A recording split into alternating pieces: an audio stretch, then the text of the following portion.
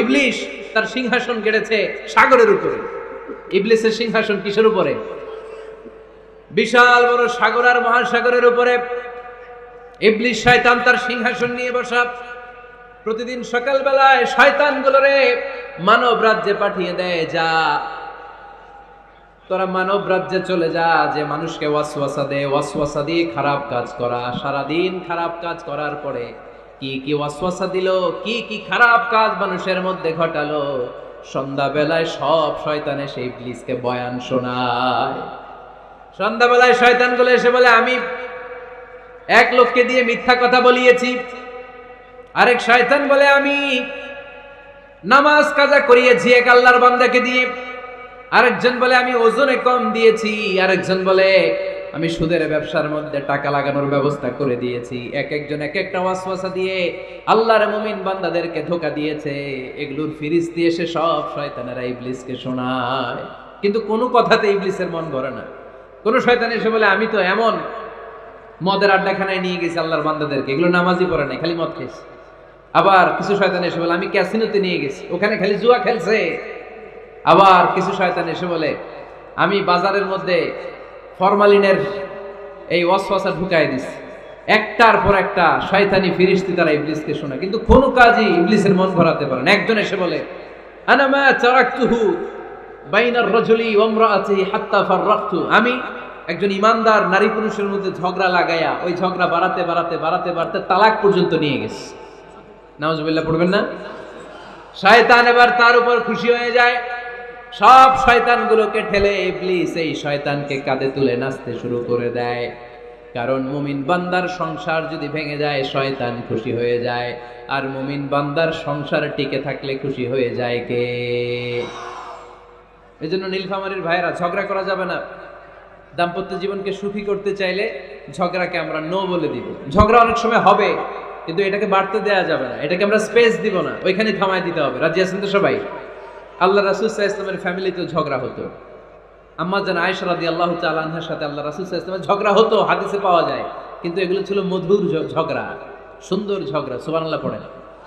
আল্লাহর হাবিব বলেন, ইয়া আয়েশা ইন্নী লা আ'লামু ইযা কুনতি আন্নী রাদিয়া ওয়া ইযা কুনতি আলাইয়া গাদবা। ও আয়েশা, তুমি কখন আমার উপর রেগে থাকো সেটাও আমি বুঝি, আবার কখন খুশি থাকো সেটাও বুঝি। আম্মা জানা এসে বললেন, ইয়া রাসূলুল্লাহ, ইয়া হাবিবাল্লাহ, কেমন করে আপনি বুঝেন যে আমি আপনার উপর রেগে আছি, আবার কেমন করে আপনি বুঝেন আমি আপনার উপর সন্তুষ্ট আছি?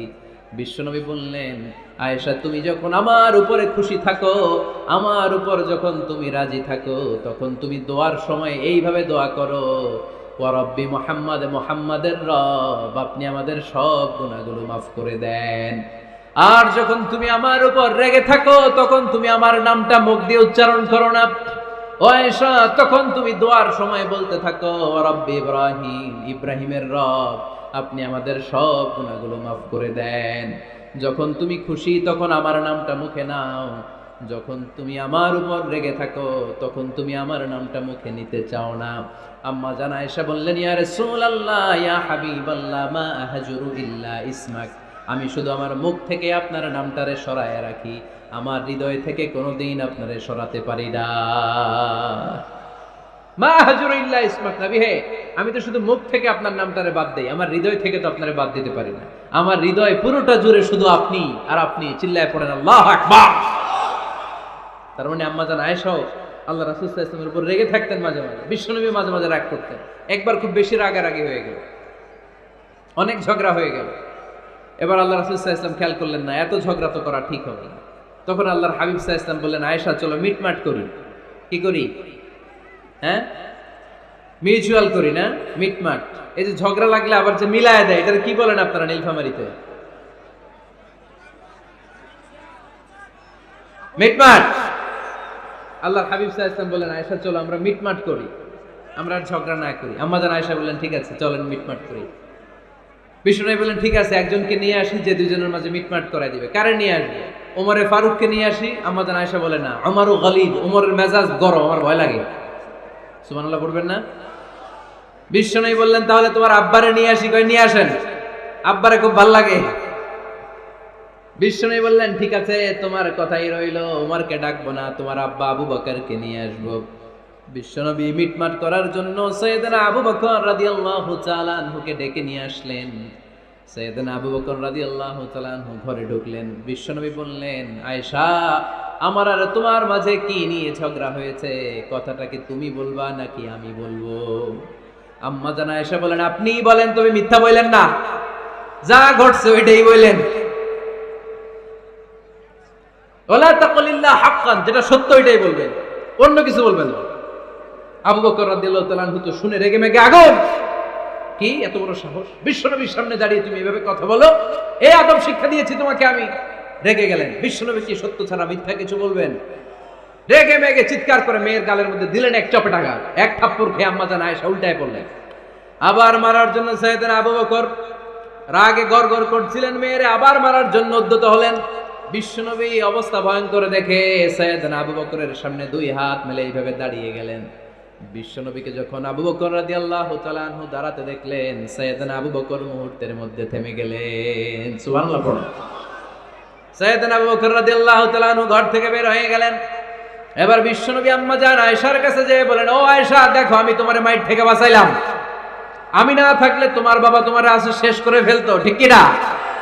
আমি বাঁচাইছি তোমারে। ইয়া আয়েশা কাইফা রাআইতিনি আনখাসতুকি মিনার রাজুল, দেখছো আয়েশা কেমনে বাঁচাইলাম তোমারে?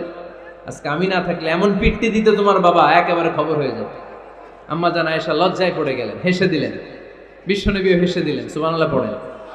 দুইজনের এই হাসির আওয়াজ ঘরের বাইরে থেকে সাইয়েদনা আবু বকর শুনতে পেলেন। উনি শুনে তো অবাক, কিরে এতক্ষণ তৃতীয় বিশ্বযুদ্ধ, এখন আবার হাসে।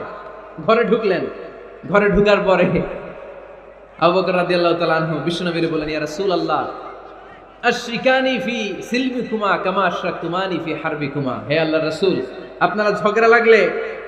আপনারা দুইজন ঝগড়া লাগলে মিটমাট করার জন্য আমারে যেমনি ডাকেন, আপনারা যখন সুখ আনন্দ আর হাসাহাসিতে ব্যস্ত থাকেন, ওই হাসির সময়গুলোতে শেয়ার করার জন্য তখনও আমার একটু ডাইকেন পড়েন। সুবহানাল্লাহ।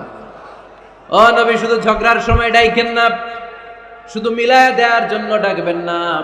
আপনাদের মধ্যে যখন সুখকর আনন্দময় হাসাহাসির মুহূর্তগুলো কাটে, ওই মুহূর্তগুলোতেও আমাকে এনে আপনারা শেয়ার করে দিয়েন পড়েন। সুবহানাল্লাহ। মুসনাদে আহমদ ইবনে হাম্বলের হাদিস। এই হাদিস প্রমাণ করে আল্লাহ রাসূল সাল্লাল্লাহু আলাইহি ওয়াসাল্লামের ঘরেও ঝগড়া হতো স্ত্রীদের সাথে, তবে মধুর ঝগড়া, শিক্ষণীয় ঝগড়া। আওয়াজ করে বলতে হবে, ঠিক কি না? এজন্য ঝগড়া হবে, কিন্তু ঝগড়াকে বাড়তে দেয়া যাবে। তাহলে দাম্পত্য জীবন সুখময় করতে চাইলে 1 নম্বরে স্যাক্রিফাইস, 2 নম্বরে ঝগড়াকে আমরা কি বলে দিছি আজকে? বলে গেছি। ঝগড়াকে কি বলবো? নো। তাসলিমা নামে একটি মেয়ে হারিয়ে গেছে। ওসি সাহেব বলেছেন পিছনে পুলিশের কাছে যদি পাঠিয়ে দিতে পারেন ভালো হয়। ছোট্ট মেয়ে দেখলে জিজ্ঞেস করবেন তোমার নাম কি, যদি বলে তাসলিমা, 6 বছর বয়স, ওকে পাঠিয়ে দিবেন। 3 নাম্বার, দাম্পত্য জীবন সুখময় করতে চাইলে দাম্পত্য জীবনের কোনো গোপন কথা কারোর সাথে শেয়ার করা যাবে না। এটা কবিরা গুনাহ, এটাকে হারাম বলে ঘোষণা দিয়েছে কে? এটাকে বিষ্ণু বলেছেন আযমুল আমানা। স্বামী স্ত্রীর মধ্যে যে অন্তরঙ্গ মুহূর্ত কাটে, এই মুহূর্তগুলোর কথা কারোর সাথে শেয়ার করা যাবে? নীলফামারীর যুবক ভাইরা চিল্লায় বলে, এগুলো শেয়ার করা যাবে? বিষ্ণু বললেন, খবরদার, এটা আযমুল আমানা। স্বামীর সবকিছু স্ত্রীর কাছে আমানত, স্ত্রীর সবকিছু স্বামীর কাছে আমানত। আবার বিশ্বনবী বলেছেন, যারা স্বামী স্ত্রীর গোপন দাম্পত্য জীবনের কথা অন্যের কাছে শেয়ার করে দেয়, তারা হলো আশারুন নাস, পৃথিবীর মধ্যে সবচাইতে নিকৃষ্ট মানুষ। এরা নিকৃষ্ট, এদের চাইতে নিকৃষ্ট আর কেউ হতে পারে না। উলাইকা কাল আনআম বাল হুম আদাল। এরা পশুর চাইতেও নিকৃষ্ট, যারা স্বামী স্ত্রীর প্রাইভেট কথা, পার্সোনাল কথা মানুষের কাছে বলে বেড়ায়। আর সিবাউ হারাম, এই গোপনীয় সব কথাগুলোকে অন্যের কাছে প্রকাশ করা হারাম করেছে কে? চিল্লায় বলতে হবে কে? তাহলে খবরদার, নিজেদের দাম্পত্য জীবনের কোনো কিছু অন্যের সাথে শেয়ার করবেন না। আমাদের বোনরা অনেক সময় একসাথে বসলে পেটের কথা, পিঠের কথা সব বলে ফেলায়, আছে না নাই? না বোনেরা, সব শেয়ার করলেও আপনাদের দাম্পত্য জীবনের কোনো কথা কখনো কারোর সাথে শেয়ার করতে পারবেন না। 4 নম্বর ফর্মুলা হচ্ছে অহেতুক সন্দেহ পরিহার করতে হবে। অনেক স্ত্রী আছে স্বামীরে খালি সন্দেহ করে, আছে না নাই? নীলফামারীতে এই সমস্যা নাই, আছে? এই যে ভুক্তভোগী পাওয়া গেছে, আছে না নাই? আছে। খালি সন্দেহ করে, এই তুমি ওদিকে তাকাইলে কেন, ওই বেডের দিকে তাকাইলে কেন, এই তোমার মোবাইল দাও, কারে ফোন দিলা দেখি। এই ফেসবুকের পাসওয়ার্ড দাও, দেখি কি করছে, দেখি মেসেঞ্জারে কার সাথে চ্যাটিং করছে, আছে না নাই? এই যে অহেতুক সন্দেহ আপনার ফ্যামিলিটারে জাহান্নামের টুকরা বানায় দিবে। আবার অনেক স্বামী আছে স্ত্রীকে খালি সন্দেহ করে, এদিকে তাকালে সন্দেহ করে, ওদিকে তাকালে সন্দেহ করে, বাসায় থাকলেও সন্দেহ, বাইরে গেলেও সন্দেহ, এরকম আছে না নাই? না, অহেতুক সন্দেহ এটা পরিহার করবেন। এই সন্দেহ খুব খারাপ জিনিস। আমি ব্যক্তিগতভাবে অনেক কেস এরকম হ্যান্ডেল করেছি। এসে বলে হুজুর খালি সন্দেহ করে, এটা একটা রোগ। এটা কি আপনার ফ্যামিলিটারে শেষ করে দেবে। এই জন্য অহেতুক সন্দেহ পরিহার করবেন। হ্যাঁ, সত্যি যদি পরকীয়ার কোনো ঘটনা ঘটে থাকে ওইটা নিয়ে বসেন, ফেস টু ফেস কথা বলেন, ফ্যামিলি মিটিং করেন, সরাসরি সেটেল করার চেষ্টা করেন। কিন্তু অহেতুক সন্দেহ একটা রোগ। এই রোগ থেকে আল্লাহ তুমি দাম্পত্য জীবনকে বাঁচাও, আমরা আওয়াজ করে পড়বো আমিন। 5 নাম্বার, স্বামী স্ত্রী একে অপরকে আল্লাহর বিধান স্মরণ করায় দিবে। স্বামী যদি ফজরের সময় ঘুমায় থাকে, স্ত্রীর ডেকে দেওয়ার দরকার আছে না নাই? আবার স্ত্রী যদি ঘুমায় থাকে, স্বামীর ডেকে দেওয়ার দরকার আছে না নাই? কোন স্বামী যাবে জান্নাতে, তার স্ত্রী যাবে জাহান্নামে, আবার স্ত্রী হবে জান্নাতি, স্বামী যাবে জাহান্নামে। এরকম আমরা চাই নাকি? আমরা যখন জান্নাতে যাব, আমার স্ত্রীর হাত ধরে একসাথে জান্নাতে ঢুকতে চাই, ঠিক কি না? আবার আমার স্ত্রী যখন জান্নাতে যাবে, সে একা ঢুকতে পছন্দ করবে? এজন্য আমরা দুনিয়াতে যেমনি এক ছাদের নিচে এক জায়গায় এক বাড়িতে, জান্নাতেও আমরা এক বাড়িতে থাকতে চাই। আওয়াজ করে বলতে হবে ঠিক কি না? এই জন্য গবেষকরা বলেছে স্বামী স্ত্রীর ভালোবাসাটাকে তারা বলে লাভ পিরামিড। কি পিরামিড? লাভ পিরামিড। এই ত্রিভুজ আকৃতির। কিরে ভাই? আচ্ছা, লাভ পিরামিড, ত্রিভুজ আকৃতির, ট্রায়াঙ্গেল। আপনারা ত্রিভুজ চিনেন? কথা কয় না। ত্রিভুজের কয় কোণা? কয় কোণা? 3 কোণা। এই যে এরকম, তাই না? এই জন্য স্বামী স্ত্রীর ভালোবাসাটাকে বলে লাভ পিরামিড। উপরের কোণ সমুচার মতো না? উপরে থাকে আল্লাহ, আর ডানে স্বামী, বায়ে স্ত্রী। এই 2 কোণায় স্বামী স্ত্রী, আর উপরের কোণায় আল্লাহ। স্বামী স্ত্রী যদি আল্লাহর আনুগত্যের দিকে যেতে চায়, যতই তারা the couple come to Allah, they come closer to each other. তারা যদি আল্লাহর কাছাকাছি যায়, তারা নিজেরাও কাছাকাছি হয়, ঠিক কিনা? তারা আল্লাহর কাছে যেতে যেতে যেতে যেতে আল্লাহর ইবাদতে যদি একেবারে আল্লাহর কাছে চলে যায়, তারা নিজেরাও কাছাকাছি চলে যায়, ঠিক কিনা? আর তারা আল্লাহর আনুগত্য থেকে যত দূরে সরে, যত দূরে সরে, তারা নিজেরাও নিজেদের থেকে তত দূরে সরে পড়ে। চিল্লায় বলেন ঠিক কিনা? লাভ পিরামিড এটা। এই জন্য the closer the couple comes to Allah, the closer the couple comes to each other. Couple স্বামী স্ত্রী আল্লাহর ভালোবাসা নিজের মধ্যে যত গাঢ় করবে, আল্লাহর আনুগত্য যত বেশি করবে, আল্লাহর ইবাদত যত করবে, নিজেরাও তত কাছাকাছি আসবে। আর আল্লাহরে যত ভুলবে, নিজেদের মধ্যে বড় বড় ফারাক করে দিবে কে? তাহলে এই 5টা বিষয় স্বামী স্ত্রীর উভয়ের উপর বর্তায়। এগুলো মেনে চললে দাম্পত্য জীবনকে সুখময় করে দিবে কে? আল্লাহ। এবার আমরা শুনবো আমাদের বোনদেরকে। যে ডান দিকে আমি শুনলাম আমাদের বোনদের বিশাল প্যান্ডেল, আছে না নাই? আচ্ছা, আজকে বোনদের দিয়ে শুরু করি। স্ত্রীদেরকে আল্লাহ কি দায়িত্ব দিয়েছে একটা ফ্যামিলিকে সুন্দর করতে, একটা দাম্পত্য জীবনকে সুন্দর করতে? স্ত্রীর 1 নম্বর দায়িত্ব হচ্ছে she should make a comfort to her husband. স্ত্রীর উচিত স্বামীর জন্য ঘরটাকে প্রশান্তির নীর বানিয়ে রাখা। কি বানিয়ে রাখা? প্রশান্তির নীর। স্ত্রী হওয়া উচিত এমন যাকে দেখলে স্বামীর চোখ জুড়ায়, স্বামীর প্রাণ জুড়িয়ে যায়, স্বামীর হৃদয়টা ঠান্ডা হয়ে যায়, ঠিক কিনা?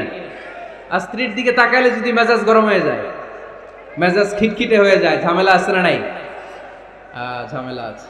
এজন্য মেহেরবানি করে আমাদের বোনরা যারা, এমন কোনো কাজ করবেন না যেটা স্বামীর মেজাজকে খিটখিটে করে দেয়। কারণ আল্লাহ তাআলা আপনাদেরকে তৈরি করেছে লিতাসকুনু ইলাইহা, স্বামী আপনার কাছে গেলেই যেন তার হৃদয়টা প্রশান্ত হয়ে যায়, ঠিক কিনা? অনেক স্ত্রী আছে না জেনে না বুঝে স্বামীর সাথে এমন খিটখিটে মেজাজ দেখায় যেটা স্বামীর জন্য মেনে নেওয়া কষ্টকর, কারণে হার্ট অ্যাটাক করে মারা যায়, আছে না নাই? এই তো ভুক্তভোগী পাওয়া গেছে। স্বামীর জন্য একটা ত্রাস হয়ে দাঁড়ায় স্ত্রী, ত্রাস। অনেক স্বামী আছে স্ত্রীর এরকম আচরণের কারণে, অতিরিক্ত প্রেসার ক্রিয়েট করার কারণে স্ত্রীদেরকে ভয় পায়। অবশ্য নীলফামারীর কোন স্বামী তার স্ত্রীরে ভয় পায় না। ভয় পায়? স্ত্রীরে ভয় পান কে কে দেখি?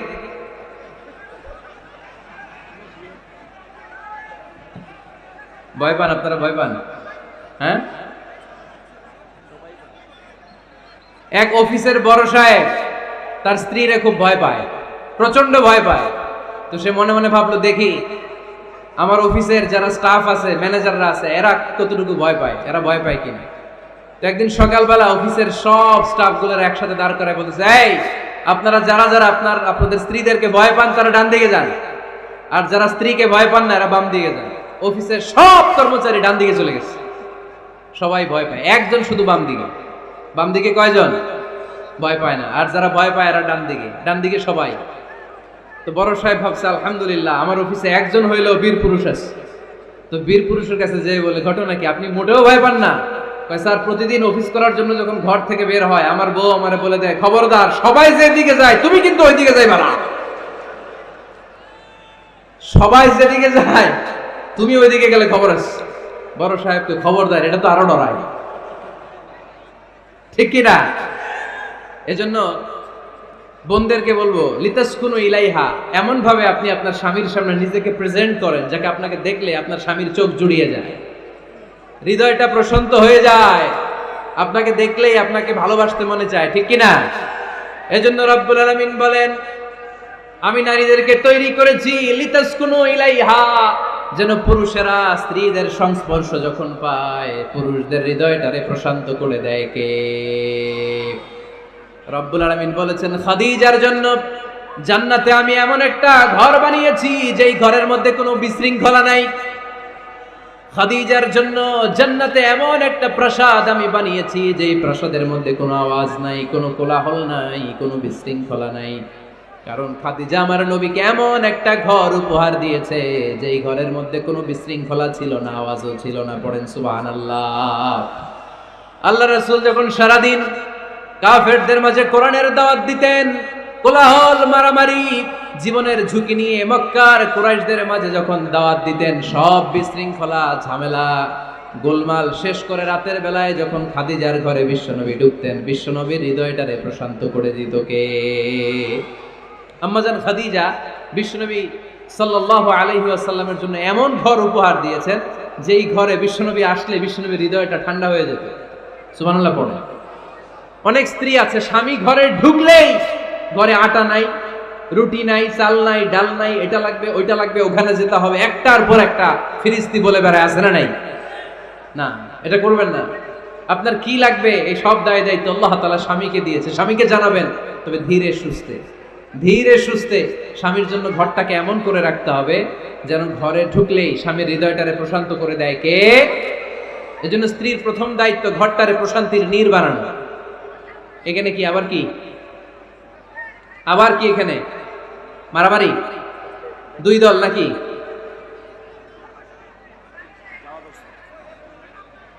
আপনাদের মনোযোগ আছে না গেছে?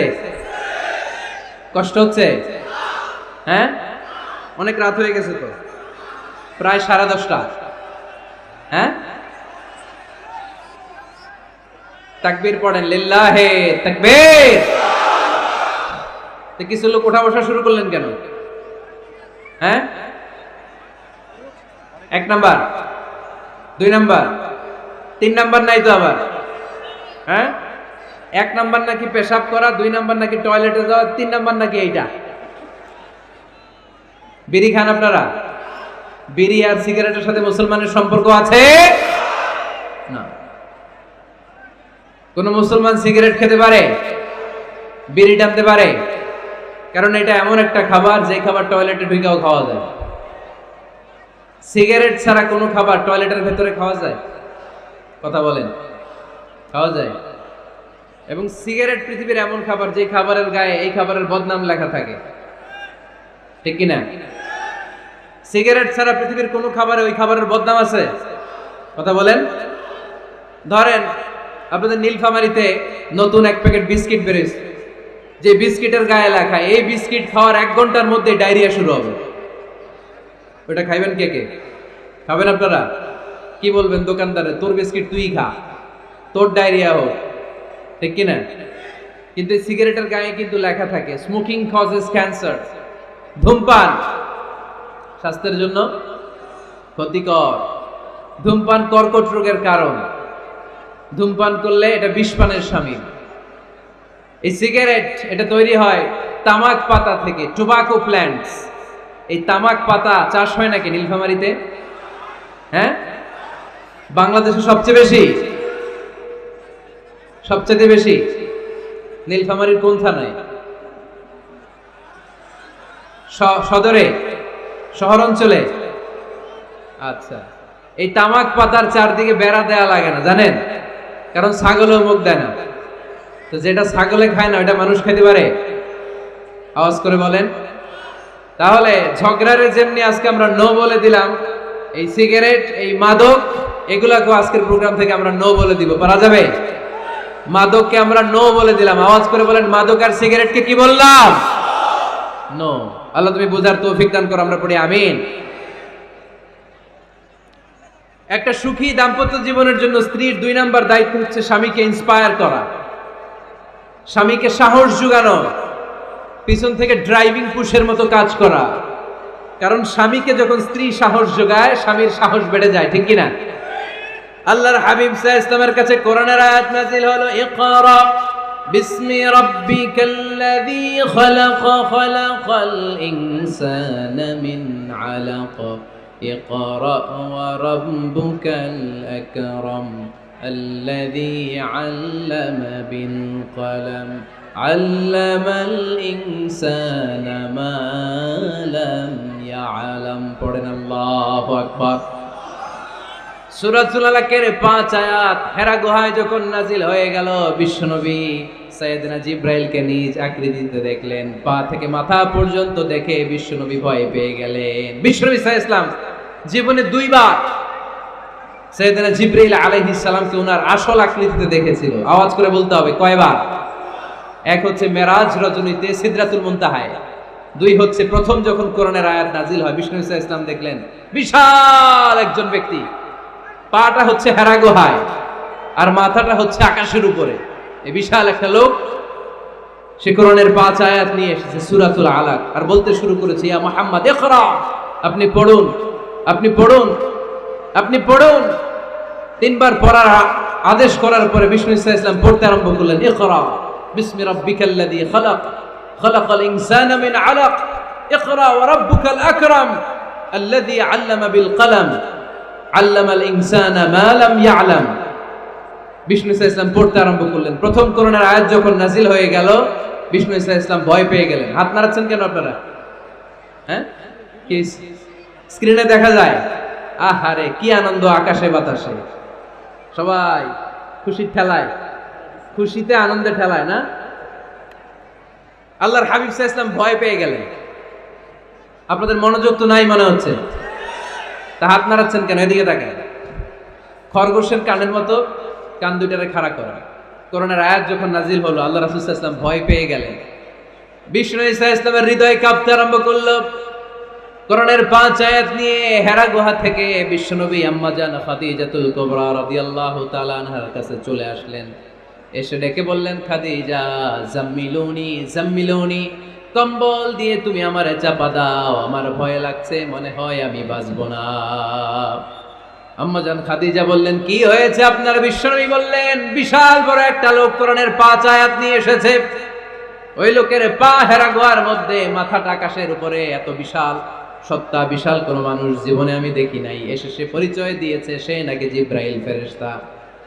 বিশ্বনবী বললেন, মনে হয় আমি বাঁচবো না, আমার জ্বর চলে এসেছে, আমার হৃদয়ের মধ্যে কাঁপুনি শুরু হয়েছে, তুমি আমারে কম্বল দিয়ে চাপা দাও।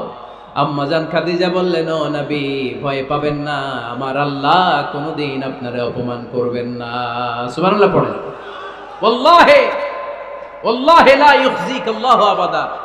নবী গো, আল্লাহ আপনারা অপমান করবেন না, কারণ আপনার মধ্যে এমন এমন ভালো ভালো গুণ আছে, এই গুণাবলীগুলি যে মানুষের মধ্যে থাকে তাকে আমার রব কোনোদিন অপমান করতে পারে না। চিল্লায় বলেন ঠিক কি না? নবী হে, ইন্নাকা লা তাসিলুর রাহিমা, আপনি আত্মীয়তার সম্পর্ক বজায় রাখেন।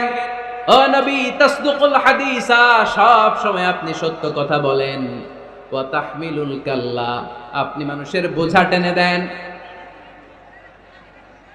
ওয়া তাকসিবুল মা'দুমা, যার উপার্জন করার কেউ নাই, নিজে গায়ে খেটে আপনি তারে উপার্জন করে দেন। ওয়া তু'ইনু আলা নাওয়াইবিল হক, সত্য যেখানে বিপন্ন সেখানে আপনি সাহসী সৈনিকের মতো দাঁড়িয়ে যান। সুবহানাল্লাহ। নবী হ্যাঁ, আপনি ভয় পাবেন না, কারণ আপনি এমন অসাধারণ ব্যক্তিত্ব, এমন জনকল্যাণমূলক কাজের আঞ্জাম আপনি দেন, এরকম লোককে আল্লাহ কখনো অপমান করতে পারে? আপনি চালিয়ে যান, আপনাকে থামানোর মতো অপশক্তি গোটা বিশ্বে দ্বিতীয়টা নাই। চিল্লায় বলেন ঠিক কিনা? বিশ্বনবীকে সাহস জুগিয়েছেন, এরকম সাহস জোগানোর মতো স্ত্রী আমাদের দরকার আছে না নাই? বিশ্বনবী সারাদিন বাইরে যখন কাফির মুশরিকদের অত্যাচার অনাচার সহ্য করে ঘরে আসতেন, আম্মা জান আয়েশা এমন সাহসিকতার বাণী শোনাতেন, এমন মোটিভেশন শোনাতেন, এমন ইন্সপায়ারেশন দিতেন, বিশ্বনবী সারাদিনের সব দুঃখ কষ্ট ভুলে গিয়ে এর পরের দিনের দাওয়াতি কাজের জন্য নতুন করে এনার্জি ফিরে পেতেন। চিল্লায় পড়েন আল্লাহু আকবার। এজন্য স্ত্রীর 2 নাম্বার কাজ হচ্ছে স্বামীকে সাহস যোগানো। 2 নাম্বার কাজ কি? স্বামীকে সাহস যোগানো, স্বামীকে সাপোর্ট দেয়া। স্ত্রীর 3 নাম্বার কাজ হচ্ছে স্বামীর ডাকে সাড়া দেয়া। কি দেয়া? স্বামী যদি স্ত্রীর সঙ্গ পেতে চায়, স্ত্রীর ওই ডাকে সাড়া দিতে হবে। রাতের বেলা স্বামী যদি স্ত্রীর সঙ্গ চায়, আর স্ত্রী যদি সঙ্গ না দিয়ে চলে যায়, ফজর পর্যন্ত ওই স্ত্রীর উপর আল্লাহর ফেরেশতারা লানত দিতে থাকে। চিল্লায় পড়েন নাউযুবিল্লাহ। তবে হ্যাঁ, ভ্যালিড যদি কোনো কজ থাকে, ভ্যালিড কজ, অসুস্থতা, অন্যান্য কমপ্লেক্সিটি যদি থাকে, সেটা ভিন্ন ব্যাপার। কিন্তু ইগোর কারণে, ইগো, মেজাজ দেখিয়ে, রাগ দেখিয়ে কোনো বোন যদি স্বামীর আহ্বানে সাড়া না দিয়ে মুখ ফিরিয়ে চলে যায়, ফজর পর্যন্ত আল্লাহর ফেরেশতারা ওই মহিলার উপর লানত দিতে থাকে। আওয়াজ করে পড়তে হবে নাউযুবিল্লাহ। আবার বিশ্বনবী বলেছেন, খবরদার, রমজান ছাড়া কোন নফল রোজা কোন স্ত্রী যদি রাখতে চায়, নফল রোজা রাখার আগে স্বামীর কাছ থেকে যেন সে অনুমতি নিয়ে নেয়। নফল রোজা, আওয়াজ করে বলেন কি রোজা? ফরজ রোজা না। দিনের বেলা যেহেতু রোজা রাখতে হয়, কোন নারী, কোন যুবতী নারী, বয়স্ক নারীদের কথা ভিন্ন, কোন যুবতী নারী যদি নফল রোজা রাখতে চায়, সে তার স্বামীর পারমিশন নেবে। কারণ হয়তো স্বামী দিনের বেলা স্ত্রীর সঙ্গ চেতে পারে, ঠিক কিনা? এজন্য স্বামীর কাছ থেকে পারমিশনের দরকার আছে না নেই? এরপরে 4 নাম্বার দায়িত্ব, নিজের লজ্জাস্থানের হেফাজত করা। فالصالحات قانتات حافظات للغيب بما حفظ الله। আল্লাহ নেককার স্ত্রীদের বর্ণনা যখন কালামুল্লাহ মাজিদে দিয়েছেন, আল্লাহ বলেছেন নেককার নারীদের প্রথম গুণ, তারা সব সময় তাদের স্বামীদের আনুগত্য করে। 2 নাম্বার, তারা তাদের নিজের লজ্জাস্থানের হেফাজত করে। 4টা কাজ কোন নারী যদি দুনিয়াতে করে, 4টা, আওয়াজ করে বলতে হবে কয়টা? মাত্র 4টা কাজ কোন নারী যদি পৃথিবীতে করে, ওই নারীর জন্য জান্নাতের 8টা দরজা খুলে দিবে কে? আওয়াজ করে বলতে হবে, খুলে দিবে কে? বিশ্বনবী বলেন, আল মারআতু ইযা সাল্লাত খামসাহা, কোন নারী যদি 5 ওয়াক্ত সালাত পড়ে, সামাত শাহরাহা, রমাদানের রোজা রাখে, আতাআত বালাহা, স্বামীর আনুগত্য করে, হাফিজাত ফুরুজাহা, লজ্জাস্থানের হেফাজত করে। এই 4টা কাজ যদি কোন নারী দুনিয়ার বুকে করে, জান্নাতের 8টা দরজা তাদের জন্য খুলে দিবে কে? এজন্য দাম্পত্য জীবনকে সুখময় করতে হলে একজন স্ত্রীর 4 নাম্বার দায়িত্ব হচ্ছে নিজের সতীত্বের হেফাজত করা। 5 নাম্বার দায়িত্ব হচ্ছে স্বামীর সম্পদের হেফাজত করা। সাইয়েদনা আবু সুফিয়ান রাদিয়াল্লাহু তাআলা আনহু ছিলেন খুব কৃপণ মানুষ, বিষ্ণু ইসা ইসলামের শ্বশুর। সেই বুখারীতে এসেছে, ওনার স্ত্রী এসে আল্লাহ রাসূল সাল্লাল্লাহু আলাইহি ওয়াসাল্লামের কাছে বলেন, ইয়া রাসূলুল্লাহ, ইন্না আবা সুফিয়ান রাজুলুন শাহীহ। হে আল্লাহর রাসূল, আবু সুফিয়ান খুব কৃপণ মানুষ, আমার আর আমার সন্তানদের খরচের জন্য যে টাকা পয়সা লাগে আমার স্বামী দেয় না। এখন আমার স্বামীর অনুমতি ছাড়া সিন্ধুক থেকে টাকা নেয় আমার জন্য জায়েজ কিনা? আল্লাহর হাবিব বললেন, হ্যাঁ, স্বামী যদি কৃপণ হয় তাহলে ফ্যামিলির খরচের জন্য যতটুকু দরকার অতটুকু নিতে পারবা, ওইটারে ক্ষমা করে দিবে কে? আমাদের অনেকের মধ্যে অনেক কৃপণ লোক আছে না নাই? এখানে নাই মাশাআল্লাহ। এই কৃপণ লোক যদি থাকে, আপনার অনুমতি ছাড়াও ভাবি আপনার পকেট থেকে টাকা নিতে পারবে। আজকে সব গোমর ফাঁস করে দিলাম।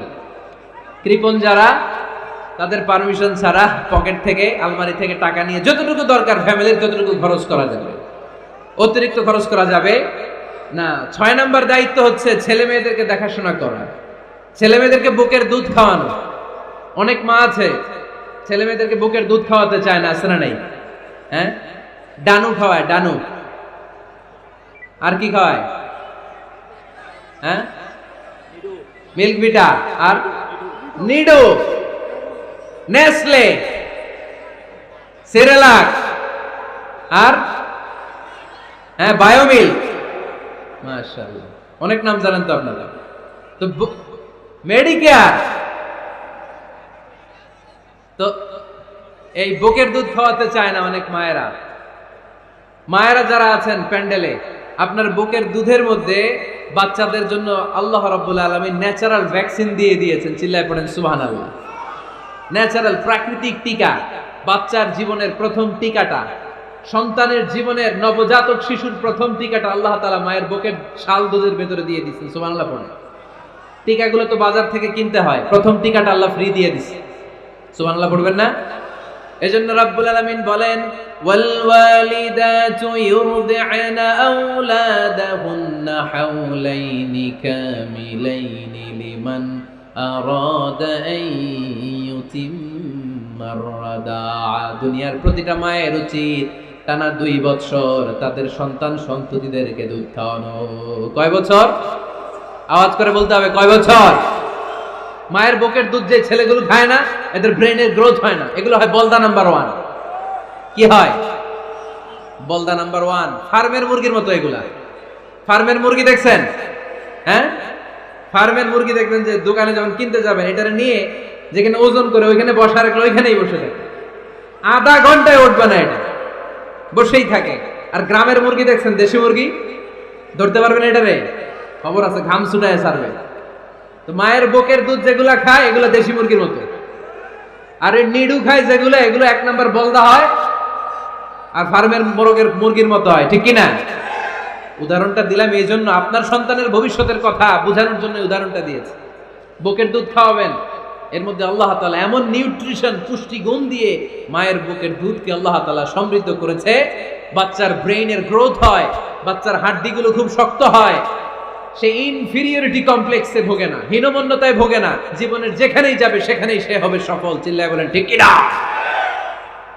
অনেক মা আছে বুকের দুধ খাওয়াতে চায় না, ডানু খাওয়ায়, নিডু খাওয়ায়, আবার নিজেদের কাজের জন্য ব্যস্ত, ছেলে মেয়েদেরকে সময় দেয় না। আছে না নাই? নারীরা চাকরি করতে পারবে, হেজাব করে নিজেকে পর্দার মধ্যে রেখে শিক্ষকতা করতে পারবে, ডাক্তারি করতে পারবে, সব পেশায় তারা যেতে পারবে নিজেদেরকে পর্দার মধ্যে রেখে, হেজাব করে সব জায়গায় যেতে পারবে। কিন্তু সন্তানদেরকেও দেখাশোনার দরকার আছে না নাই? অনেক মায়েরা নিজেরা থাকে চাকরিতে আর ছেলে মেয়েদেরকে দিয়ে রাখে কাজের মেয়ের কাছে। আছে না নাই? মনে রাখবেন, আপনি যদি অফিসে চাকরিতে ব্যস্ত থাকেন আর ছেলে মেয়ে যদি কাজের মেয়ের কাছে মানুষ হয়, তাহলে ছেলে মেয়ে আপনার আচরণ পাবে না, সে কাজের মেয়ের বুয়ার আচরণ পেয়ে পেয়ে বড় হবে। চিল্লায় বলেন ঠিক কিনা? এক একটা নারীকে আল্লাহ তাআলা এক একটা ফ্যামিলির ম্যানেজিং ডাইরেক্টর বানিয়ে দিয়েছে। A woman is an MD of a family. একজন নারী একটা ফ্যামিলির ম্যানেজিং ডাইরেক্টর। এখানে অনেক কাজ আছে মিয়া। এখানে তার ফুড ম্যানেজমেন্ট এনশিওর করতে হয়, এখানে অনেক ডিপ্লোমেসি জানা লাগে। একজন নারীকে ফ্যামিলিতে টিকে থাকতে হলে কূটনীতি লাগে, শাশুড়ির সাথে বউয়ের ঝগড়া আছে না নাই, ম্যানেজ করতে হয়। একান্নবর্তী ফ্যামিলি হলে স্বামীর ভাই বোন এদের মন মানিয়ে চলতে হয়, পুরো ঘরটাকে হ্যান্ডেল করতে হয়। এখানে আছে ফুড ম্যানেজমেন্ট, এখানে আছে ক্লিনিং ম্যানেজমেন্ট, এখানে আছে ডিপ্লোমাসি। পুরো ঘরের মধ্যে তো বিশাল একটা অফিস। এই কাজ ফেলে দিয়ে মহিলারা বাইরে ঘুরে বেড়ায় না। ফ্যামিলি সামলান। আপনি যদি ঘরমুখ হন, তাহলে আপনার ফ্যামিলির মধ্যে বরকত দিয়ে এটাকে সমৃদ্ধ করে দিবে কে? তাহলে সুখী দাম্পত্য জীবনের 6 নম্বর ফর্মুলা হচ্ছে ছেলে মেয়েদেরকে সময় দেয়া। ছেলে মেয়েদেরকে সময় দেন। Spending money, spending time is more important than spending money for children. ছেলে মেয়েদের জন্য টাকা ব্যয় করার চেয়ে ছেলে মেয়েদের সাথে সময় ব্যয় করা বেশি গুরুত্বপূর্ণ। ঠিক কিনা? এমন অনেক ফ্যামিলি আছে আমি দেখেছি যে বাবাও চাকরিজীবী, মাও চাকরিজীবী। আছে না নাই? হয় ডে কেয়ারে না কাজের বুয়ার কাছে মানুষ হইতেছে। বাবা মারা যখন সকালে অফিসের জন্য বের হয় তখনও ছেলে মেয়ে ঘুমায়, আবার রাতে যখন মিটিং সিটিং সব শেষ করে ঘরে আসে তখনও ছেলে মেয়েগুলো ঘুমায়। শুক্রবার ছাড়া বাবা মার ছেলে মেয়েদের দেখা নাই। এরকম ফ্যামিলি আছে না নাই? ঢাকাতে পারিবারিক এই ক্রাইসিস, এই সংকটগুলো আমরা প্রায় শুনি। আপনাদের নীলফামারীতে আলহামদুলিল্লাহ এগুলো নাই, তাই না? আল্লাহ তুমি আমাদের ফ্যামিলিগুলোরে বরকতময় করো, আমাদের ফ্যামিলিতে যেন আমরা জান্নাতি ইমেজ উপভোগ করতে পারি। তুমি তৌফিক দান করো। আওয়াজ করে পড়বো আমিন। 7 নাম্বার দায়িত্ব, বিশ্বনবী বলেছেন খবরদার, স্বামী পছন্দ করে না এমন কোন লোককে স্ত্রী যেন ঘরে অ্যালাউ না করে।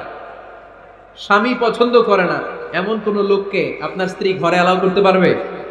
আমার বোনেরা খবরদার, আপনার স্বামীর পারমিশন ছাড়া, আপনার স্বামী পছন্দ করে না এরকম কোন লোককে আপনার ঘরে আপনি অ্যালাউ করতে পারবেন না। 8 নাম্বার, স্বামীকে আর্থিকভাবে সহযোগিতা করা। যদি স্ত্রী ধনী হয়, আমরা সব এক করে ফেলছি, আসলে ইসলামের দৃষ্টিতে স্বামীর ব্যালেন্স আলাদা, স্ত্রীর ব্যালেন্স আলাদা। স্বামীর যাকাত আলাদা, স্ত্রীর যাকাত আলাদা, ঠিক কি না? স্ত্রী ধনী হতে পারে, স্ত্রীর আলাদা সম্পদ থাকতে পারে। যদি স্ত্রীর সম্পদ থাকে, স্ত্রীর উচিত তার সম্পদ দিয়ে তার স্বামীকে এস্টাবলিশ হতে, স্বাবলম্বী হতে সহায়তা করা।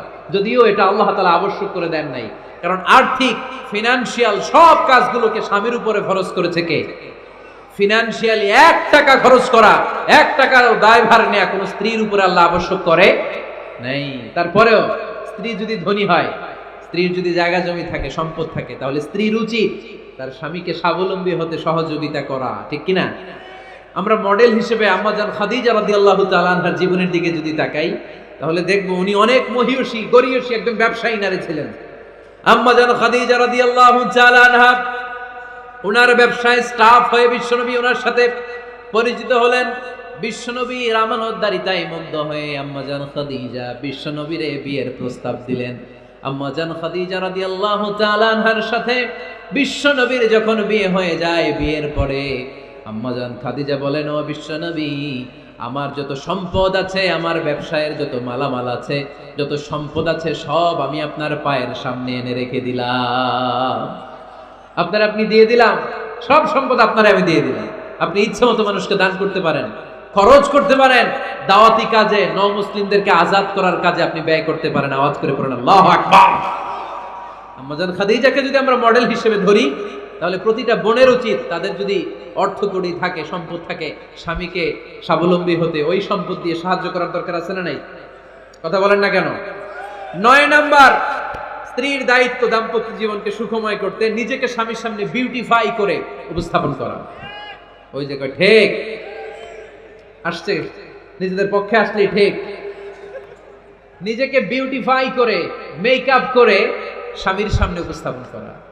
রাগ করবেন না আমার বোনেরা, আমি আপনাদেরকে খুব ভালোবাসি এবং বোনরাও আমাকে খুব ভালোবাসে। আমার একটা পেজ আছে আমার নামে ফেসবুকে, মিজানুর রহমান আজহারি। এই পেজে প্রতিদিন শত শত প্রশ্ন আসে। এই প্রশ্নের বেশিরভাগ প্রশ্ন আমাদের বোনদের। অনেক বোনরা বলে, হুজুর আপনার ওয়াজ আমরা শুনি, কারণ আপনি আমাদেরকে খুব সম্মান দিয়ে কথা বলেন। আলহামদুলিল্লাহ, আমি আমার বোনদেরকে ভালোবাসি, মাদেরকে ভালোবাসি। আমি আমার মা বোনদেরকে বলবো, আপনারা নিজেদেরকে গুছিয়ে সাজিয়ে স্বামীর সামনে উপস্থাপন করেন। অনেক বোনেরা আছে বাইরে যাওয়ার সময় পার্লারিং করে, মেকআপ করে, সুন্দর জামা কাপড় পরে বাইরে যায়, আর স্বামীর সামনে আসলে বুয়ার মতো থাকে। আছে না নাই? স্বামীর সামনে পচা জামা, ছিঁড়া জামা, চুলের মধ্যে নাই সুগন্ধি, নিজেকে গুছিয়ে রাখে না, সামলে রাখে না, কাজের বুয়ার মতো নিজেকে উপস্থাপন করে স্বামীর সামনে। আর বাইরে গেলে মেকআপ করে, পার্লারিং করে যায়। হওয়া দরকার ছিল উল্টা, বাইরে আপনি সাদা সিধা ভাবে যাবেন, বোরকা দিয়ে নিজেকে ঢেকে যাবেন। বাইরে যাওয়ার সময় কোনো নারী পারফিউম ইউজ করে যেতে পারবে না। নারীরা যত পারফিউম ইউজ করতে মনে চায় আপনার বেডরুমে, আপনার স্বামীর সামনে, ঠিক কিনা? স্বামীর সামনে পারফিউম ইউজ করেন, নিজেকে উজাড় করে সাজান স্বামীর জন্য। এই প্রতিটা সাজুগুজুতে সওয়াব আছে না নাই? ইসলাম কতটা চেক এন্ড ব্যালেন্স, কতটা ভারসাম্যপূর্ণ জীবন ব্যবস্থা। খবরদার, নারীরা ডিওডোরেন্ট ইউজ করে বাইরে যেতে পারবে, যেটা সে তার আর্মপিটে ইউজ করে, কিন্তু ঝাঁঝালো পারফিউম বোরকার উপর দিয়ে মেরে কোনো নারী বাইরে যেতে পারবে?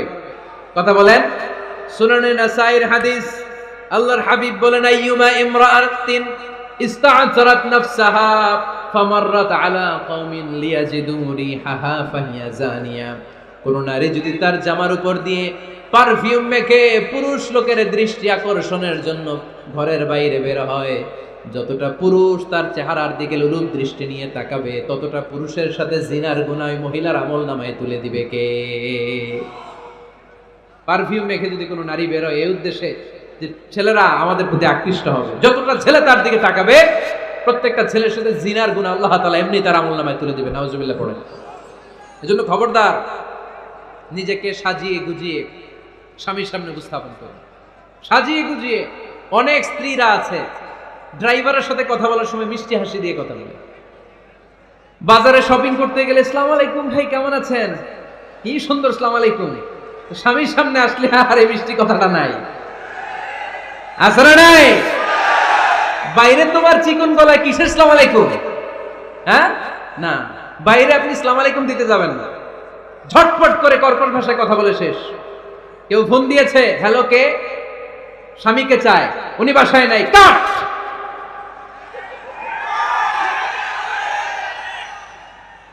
কারে চান, আপনার হাজবেন্ডের, নাই, কাট, শেষ করে দিবেন। মিষ্টি মিষ্টি আসসালামু আলাইকুম আসসালামু আলাইকুম বলা যাবে নাকি? খবরদার, খবরদার।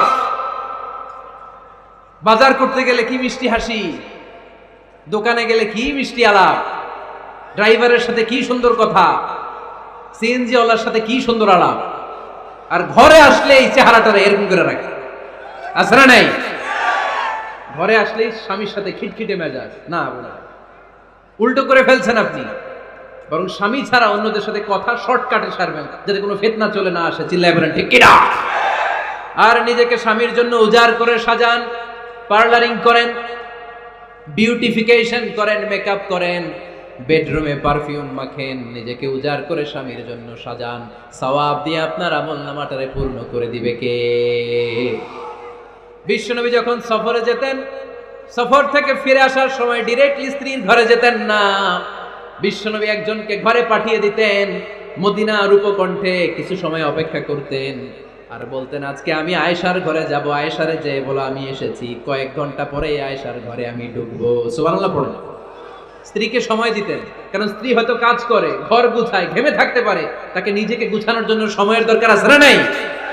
লম্বা সফর শেষ করে, সেই বুখারীর হাদিস, বিশ্বনবী যখন সফর শেষ করে মদিনায় ফিরতেন, ডিরেক্টলি স্ত্রীর কাছে যেতেন না, মদিনার উপকণ্ঠে ওয়েট করতেন এবং বার্তাবাহককে পাঠাতেন, যে বলো যে আজকে আমি সফিয়ার ঘরে থাকবো।